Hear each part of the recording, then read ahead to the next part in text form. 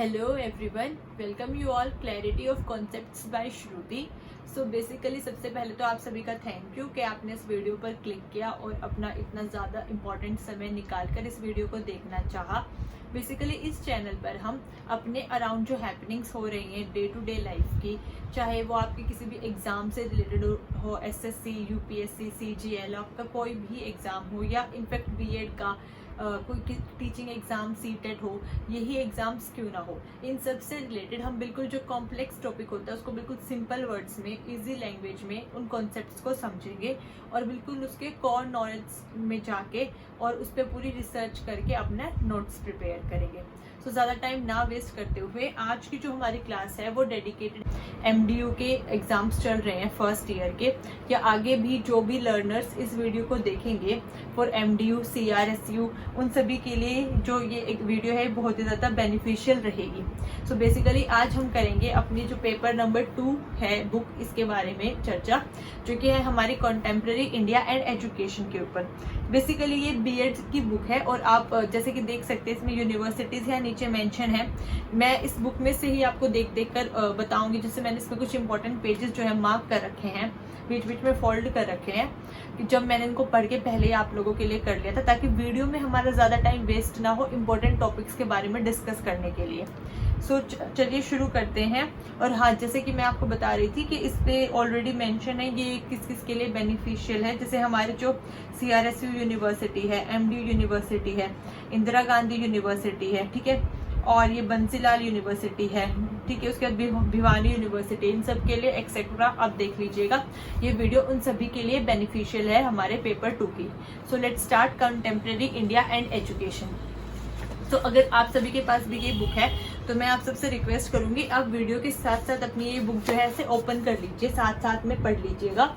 बताती रहूंगी, आप वैसे वैसे मेरे साथ साथ वो पेज ओपन करते रहिएगा और पढ़ते रहिएगा। हम इस वीडियो को ज़्यादा लेंथी नहीं करेंगे बेसिकली, इसलिए मैंने इस बुक को पहले ही आप लोगों के लिए रीड करके रखा था। हम एक 30 मैक्सिमम 30 से 40 मिनट के वीडियो में, या मैं कोशिश करूंगी उसके अराउंड ही रहे, ज़्यादा बड़ी वीडियो ना हो पाए, और उसमें हम जो है बेसिकली पूरा अपना ये जो बुक है उसकी समरी कवर कर लेंगे। कोशिश करूंगी ये वीडियो 30 से 40 मिनट के अंदर ही रहे, उससे ज़्यादा भी ना जाए। और मैं इस वीडियो को शॉर्ट इसलिए रखना चाहती हूँ क्योंकि हमें एग्जाम्स के टाइम पर हमारे पास बहुत ही कम समय होता है पढ़ने के लिए, 1 दिन या 2 दिन मैक्सिमम। सो आप यूट्यूब के बेल आइकन को भी जरूर प्रेस कर लेना सब्सक्राइब करके चैनल को, और वीडियो पसंद आए तो लाइक एंड शेयर जरूर करना, ताकि जब मैं आगे फर्दर ऐसी वीडियोस बनाऊँ for first year and second year, जो कि मैं अभी रेगुलरली बनाती रहूंगी, तो आप लोगों को उसकी नोटिफिकेशन वेरी इजीली प्रोवाइड हो जाए। हम हर कॉन्सेप्ट को, हर बुक को होलिस्टिकली कवर करेंगे, चाहे वो फर्स्ट ईयर के बीएड का हो, चाहे वो सेकंड ईयर के बीएड का हो, तो आप सभी के लिए बेनिफिशियल है। साथ ही में इस चैनल पर हम हर कॉन्सेप्ट के टॉपिक्स को, चाहे वो एसएससी का है, यूपीएससी का है, सीजीएल मीन्स कुछ जो हमारे कोर बेसिक टॉपिक्स होते हैं जिनको हम सिंपल से बिल्कुल हाई लेवल तक लेके जाएंगे, वो सब यहाँ पर हम कवर करेंगे। सो चलिए अब स्टार्ट करते हैं, लेट्स स्टार्ट। तो देखो, इसमें बेसिकली जो सबसे पहला चैप्टर है लर्नर्स, वो है हमारा constitution of India and education, ठीक है। उसके बाद हमारी सेकंड यूनिट है, एक चैप्टर पर एक यूनिट है हमारी। सेकंड जो हमारी यूनिट है वो है review of education commission and policies in India. Then third हमारी है contemporary issues in Indian education. Then उसके बाद हमारी फोर्थ यूनिट है emerging concerns of Indian society and education. Okay, तो मैं आपको इसमें भी बता देती हूँ कि हमारे क्वेश्चन अटेम्प्ट करने का पैटर्न या तरीका किस तरीके से रहना चाहिए। देखो, सीआरएसयू वालों को 40 शीट्स मिलती हैं और एमडीयू वालों को 36 शीट्स मिलती हैं, ठीक है। तो अगर आपको सबसे ज्यादा मार्क्स गेन करने हैं, या आप चाहते हैं आपके मार्क्स 75 से ज्यादा ही रहे, 75 से 80% के बीच में रहे, ठीक है, तो आप कोशिश कीजिएगा आप अपनी पूरी की पूरी शीट को कवर करें। मतलब जैसे अगर 40 शीट्स हैं आगे पीछे मिलाकर, तो आप पूरी 40 शीट्स लिख के आए, और अगर आप एमडीयू से हैं तो आप पूरी 36 की 36 शीट भर के आए। बेसिकली होता यही है, ठीक है। हाँ, 1-2 शीट्स रह जाती हैं या 2-3 शीट मैक्सिमम आपसे छूट जाते हैं, 32 हुई, 33 हुई, कोई बात नहीं, लेकिन आपको कोशिश करनी है आप मैक्सिमम कंटेंट एग्जामिनर को प्रोवाइड करके, जिससे उसको ये लगे कि बच्चे को आंसर लिखना आता है।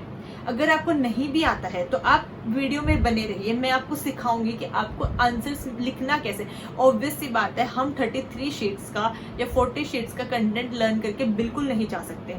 मैंने भी अपने टाइम पे ऐसे ही किया था। इनफैक्ट मैं तो एक एक दिन पहले ही मोस्टली बुक्स को कवर करती थी, क्योंकि इतना टाइम नहीं होता था, साथ में और भी हमें स्टडी करनी पड़ती है, आप लोगों को भी करनी पड़ती है, तो हम एक ही चीज के लिए तो डिपेंड होके नहीं बैठ सकते है ना। तो मैं आपको बताऊंगी कि आपको कम से कम समय में, एक दिन या मैक्सिमम 1.5 दिन में एक बुक को कैसे कवर करना है, और फिर वहां जाकर अपनी शीट्स को कैसे अकोमोडेट करना है वेरी इजीली। तो सबसे पहले लेकिन हम स्टार्ट कर लेते हैं अपना। मैं बीच बीच में आप लोगों को बताती रहूंगी, या शॉर्ट सेशंस जो है आपके लेती रहूंगी फॉर आपकी जितनी भी ऐसी क्वेरीज होगी आप कमेंट सेक्शन में मेंशन कर देना, ठीक है।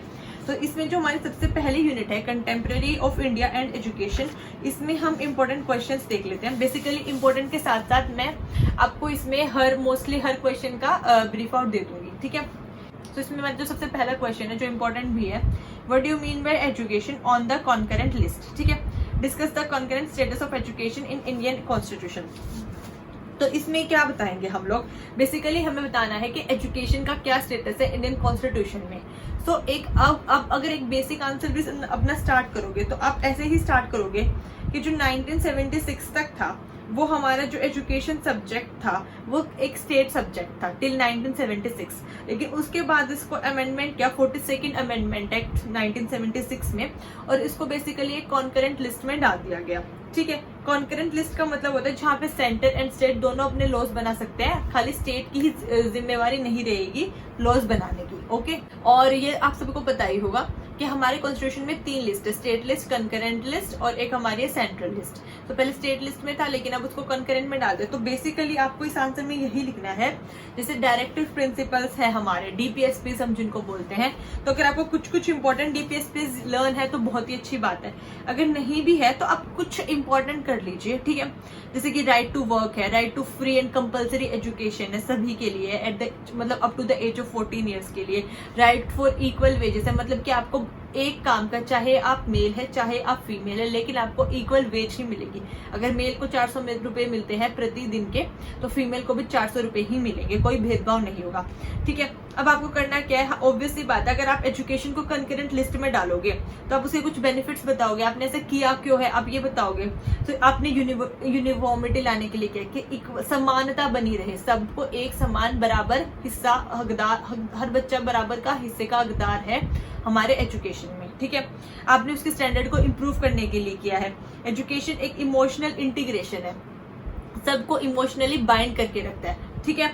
उसके बाद फॉर बेटर डिसिप्लिन के लिए, proper and better utilisation of funds, हमारे जो पैसे हैं उसका भी तो बेटर यूटिलाइजेशन होना चाहिए, क्योंकि आप कंकरेंट लिस्ट में अगर स्टेट को लगेगा कि हमें एजुकेशन में रिफॉर्म्स लाने चाहिए तो स्टेट लेके आ जाएगी, अगर सेंटर को लगेगा तो सेंटर लेके आ जाएगा।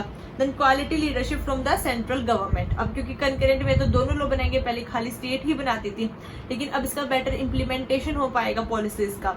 और साथ में एक इक्विटेरियन सोसाइटी बनाएंगे हम लोग, जिसमें एक छोटे बच्चे से लेके जहाँ सब हर इंसान को हक है पूरे जहां में कि एजुकेशन मिले उसको, ठीक है।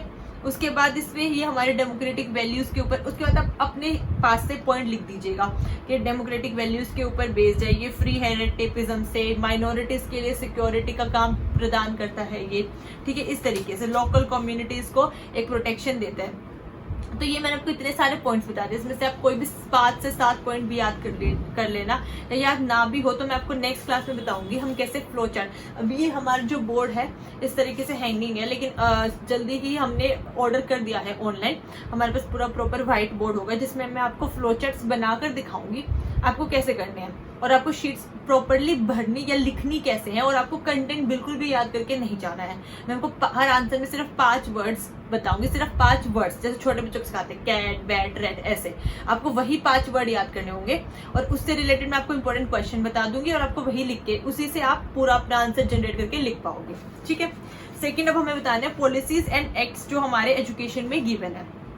तो बेसिकली इसमें आप बता सकते हो कि जैसे आप प्रियम्बल से स्टार्ट करना आंसर को, कि जो हमारा प्रियम्बल है, we the people of India have solemnly declare, कि इसमें आपके फ्रेटर्निटी, इक्वालिटी मतलब भाईचारा, ठीक है, ब्रदरहुड, इन सब चीजों के बारे में बात की गई है आपके, ठीक है, जिसमें आपकी सोशल, इकोनॉमिक एंड पॉलिटिकल आपके सारे लिबर्टी है, ठीक है, इक्वालिटीज है, और साथ में आपकी जस्टिस है। उसके बाद आपका लिबर्टी ऑफ थॉट है, बिलीफ है, एक्सप्रेशन है, ये सब आप बता देना।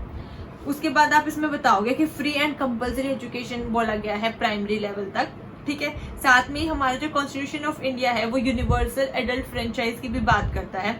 तो बेसिकली इसमें आपको यही बताना है, और माइनॉरिटीज के राइट को इस्टेब्लिश करता है, ठीक है। फिर हमारा जो माइनॉरिटीज का राइट है अगर वो प्रोटेक्ट होता है तो सोसाइटी की तरक्की होती है। उसके बाद आप कुछ एक आध आर्टिकल मेंशन कर देना, जैसे आपका आर्टिकल जो 29 है वो प्रोटेक्शन फॉर माइनॉरिटीज है, आर्टिकल 30 भी ऐसे ही है, ठीक है। साथ में आप हमारे न्यू एजुकेशन पॉलिसी भी मेंशन कर सकते हैं, या फिर आपकी बुक में जो मेंशन है वो 1986 की है, पेज नंबर 6 के ऊपर मेंशन है।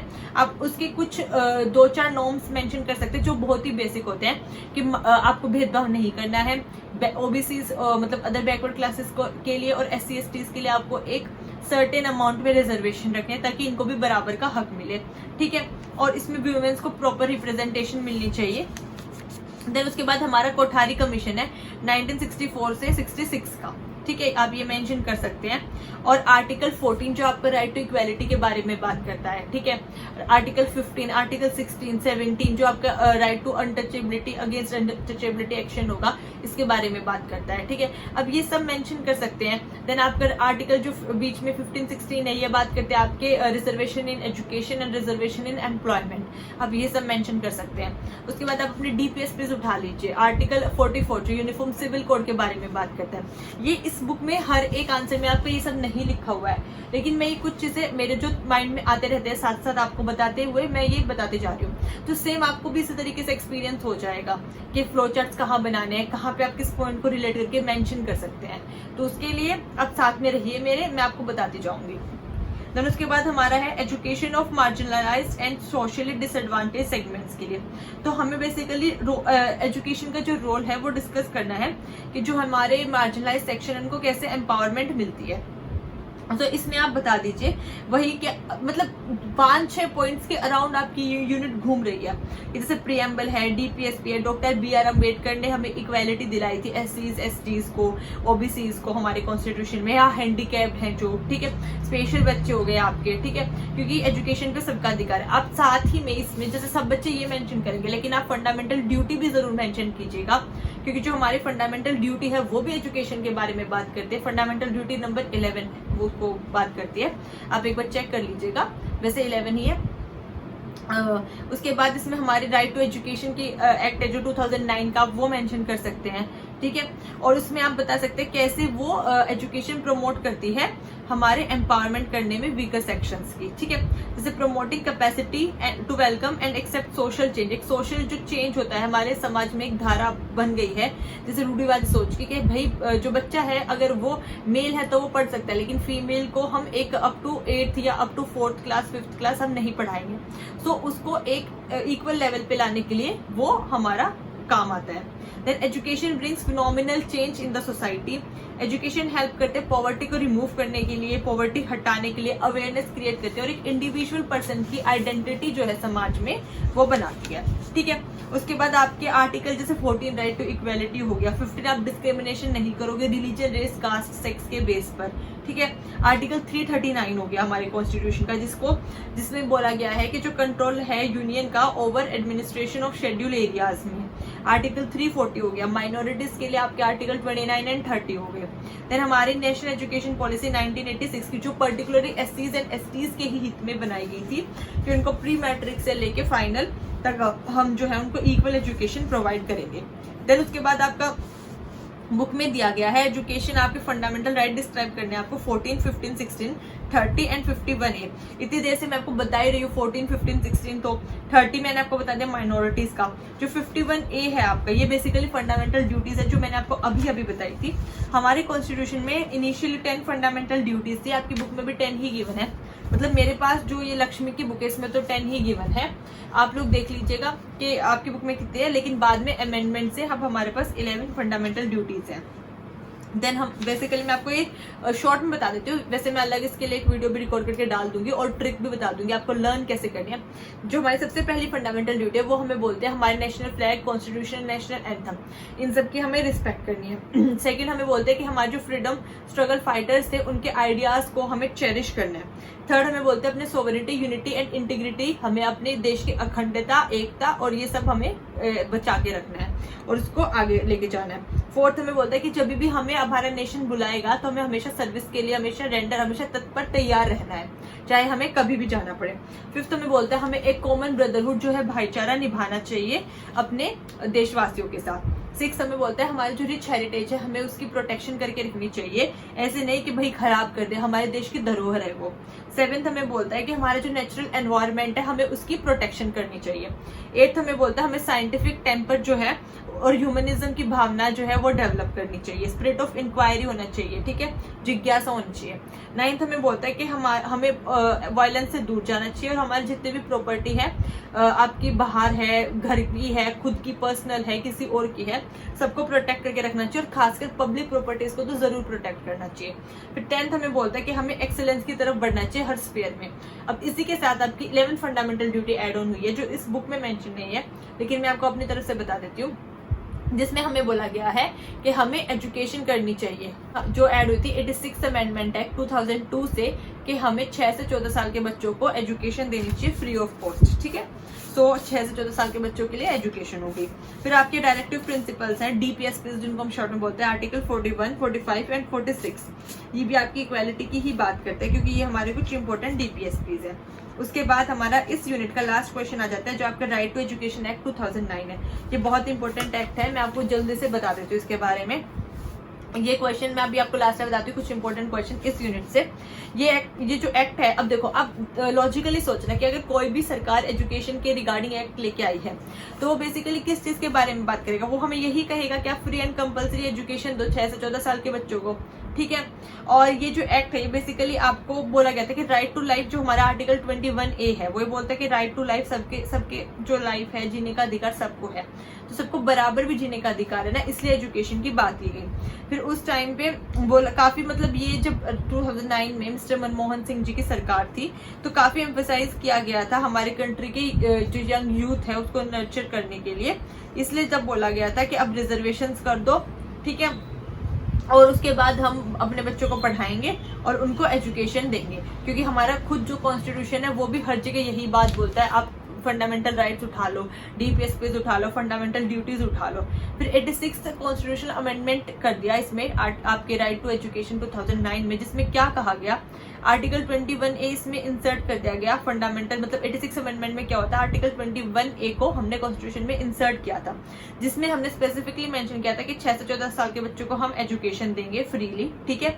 और उसके बाद हमने इस जो एक्ट को फॉलो करना बोल दिया था, मतलब थोड़ा स्ट्रिक्टली स्कूल्स में बोल दिया था कि आप RTE को फॉलो करो, एकेडमिक में भी और वोकेशनल पर्पसेस में भी, ठीक है। सो आपके इस यूनिट से जो मोस्ट इंपोर्टेंट क्वेश्चंस बनते हैं, वैसे मैंने आपकी पूरी यूनिट ही कवर करा दी है, उसमें एक तो आपका ये राइट टू एजुकेशन एक्ट 2009 वाला ही हो गया, ठीक है। एक आप क्वेश्चन कर जाना अपना, जिसमें आप अगर कुछ भी एजुकेशन से रिलेटेड पूछे, जिसमें आप ये मेंशन कर सको अपने, जैसे कि अगर वो मार्जिनलाइज सेक्शन के ऊपर वो पूछेगा, सेकंड क्वेश्चन सबसे इंपॉर्टेंट जो बनता है, व्यूमेन से रिलेटेड पूछ सकता है, या इंडिविजुअल में SC ST OBC करके, या आपसे एक साथ भी पूछ सकते हैं व्यूमेन का, SC ST और OBC का, मतलब ग्रुप में भी क्वेश्चन पूछ सकते हैं, जिसमें आप पूरे फंडामेंटल राइट मेंशन करोगे, 14, 15, 16, 17, ठीक है, 19 हो गया, आपके DPSPs हो गए 40, 41 और ये सब आपके 45, 46 एंड ऑल, ठीक है।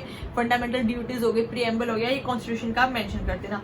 इनफैक्ट मैं आपको एक प्लस पॉइंट देके जाती हूँ जो उसमें एग्जामिनर देख के आपका आंसर खुश हो जाएगा, वो बेसिकली ये होगा, अब जो लास्ट तक वीडियो में बने रहे उनको फायदा जरूर होगा, कि आप वेदास मेंशन करना, जो हमारे ऋग वेदास है उनमें स्पेसिफिकली फोकस करके बोला गया है कि जो एजुकेशन है वो सबको मिलनी चाहिए। हमारे 4 वेद है, ऋग्वेद, सामवेद, यजुर्वेद, अथर्ववेद, ठीक है। इसमें ऋग वेदा में आपको स्पेसिफिकली बोला गया है कि जो एजुकेशन है और उसमें ही सबसे ज्यादा बारी एजुकेशन के बारे में बात की गई है, जिसमें हमारे 1028 हिम्स है ऋग्वेदा में, ठीक है। और मैं कभी इसके ऊपर डिटेल क्लास लूंगी, लेकिन अभी के लिए आप अपने आंसर में जरूर मेंशन कर सकते हैं कि हमारे एंशिएंट सिविलाइजेशन से एजुकेशन पे इतना फोकस किया गया है, स्पेसिफिकली वुमेन के लिए भी, और जो अर्ली वैदिक पीरियड था वो वुमेन के एजुकेशन के बारे में भी बात करता था। तो इसी के साथ हमारी यूनिट 1 कंप्लीट होती है। आज हम अपनी यूनिट 1 तक ही रखते हैं। अगर आपको ये वीडियो पसंद आए तो लाइक, शेयर एंड सब्सक्राइब जरूर करना चैनल को, और कमेंट में मुझे जरूर बताना आप लोगों को ये वीडियो कैसे लगी। आपके लिए फीडबैक्स के लिए हमेशा ये चैनल ओपन रहेगा, और जल्दी ही हम इसके पार्ट 2 में यूनिट 2, 3, 4 को भी कंप्लीट करेंगे। Thank you. जय हिंद।